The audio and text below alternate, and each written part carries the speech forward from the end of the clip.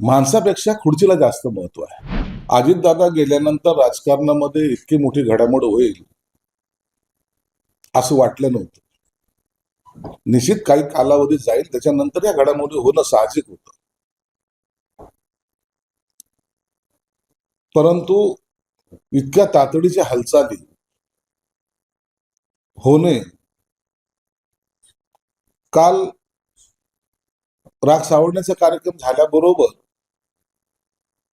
सुमित्रा वहिनी मुंबईकडे जाणे, इतर राजकीय नेत्यांनी स्टेटमेंट दिले, हे थोडंसं मनाला पटत नाही. परंतु आता राजकारण आहे,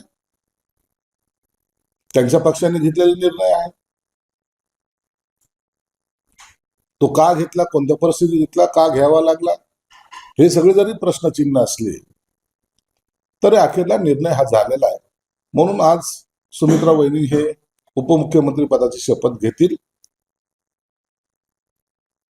त्यानंतरची रणनीती काय असेल किंवा त्यांच्या पक्षाचं काय होणार आहे, राष्ट्रीय अध्यक्ष कोण होणार आहे, महाराष्ट्राच्या अध्यक्षाचं काय, किंवा इतर जे काही घडामोडी आहेत, हे मला वाटतं आता लवकरच त्याच्यावर निपटारा हा होईल. एक अशी टीका होते यार, ते अवघे 2-3 दिवस इतकी सगळी नक्की राजकारण काय होतंय, काय होतंय, प्रत्येकाची हीच भावना आहे की पवार म्हणजे शरद पवार सोडले. नाही, मी कालही सांगितलं ना की राजकारणामध्ये जे कालच्या या घडामोडी ज्या पाहिल्या 2 दिवसातल्या, तर याच्यामुळे असं वाटतं माणसापेक्षा खुर्चीला जास्त महत्व आहे. राजकारणामध्ये खुर्ची जिंकलेली, सार्वजनिक जीवनामध्ये खुर्ची जिंकली, माणूस हरला हे एकंदरीत चित्र पाहायला मिळतं. म्हणून ह्या सर्वसामान्य माणसाला ह्या गोष्टी भावत नाहीत. दुखवटा सुद्धा शासकीय दुखवटा 3 दिवसाचा, तो संपण्याच्या आधी हे सर्व निर्णय होत आहेत. मला वाटतं हे जर वैयक्तिक विचाराल तर हे व्हायला नको होतं. थोडा कालावधी हा गेला पाहिजे होता. ही सर्वसामान्यांची भावना मी या ठिकाणी व्यक्त करतो. 2 एनसीपी एकत्र यावी या दादांची इच्छा होती आणि आमची इच्छा होती. अजितदादा पाटील व्यक्त झाली होती. मात्र आता या चर्चेला खंड पडलाय असं शरद पवार. अजितदादा हे राष्ट्रवादीचे सर्व होते. ते जे निर्णय घेतील त्याच्यावर कुणाचीही ताकद त्यांना क्रॉस करण्याची नव्हती, कोणत्याही नेत्याची नव्हती.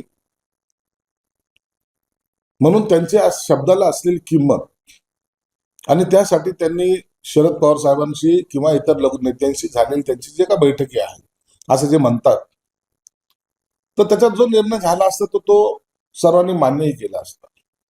परंतु आता मला वाटतं परिस्थिती बदललेली आहे. आता सामूहिक निर्णयाचे एक वारं, नवीन वारं या राजकारणामध्ये चालेल.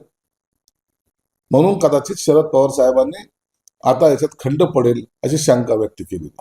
सुमित्रा पवार शपथ घेणार हे माहित नाही, तो त्यांच्या पक्षाचा निर्णय आहे, तत्कालीन पटवर्धन पुढाकारांनी होत असेल असं शरद पवार म्हणाले. त्यांची नाराजी स्पष्ट करायची. शरद पवारांनी जे सूचक वक्तव्य केलेले आहे ते जर पाहिलं तर मला वाटतं या सर्व राजकारणातल्या घडामोडीमध्ये शरद पवारांना विचारलं गेलं नसावं. त्यांचे असलेले राजकीय सल्लागार, पक्षाचे असलेले नेते यांनीच ठरवून घेतलेला हा निर्णय.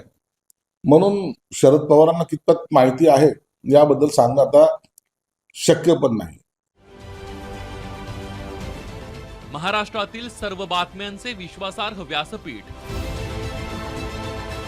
सकाळच्या सर्व सोशल मीडिया प्लॅटफॉर्मला लाईक, फॉलो आणि सबस्क्राईब करा. तसंच सर्व नोटिफिकेशनसाठी बेल आयकॉन प्रेस करायला विसरू नका.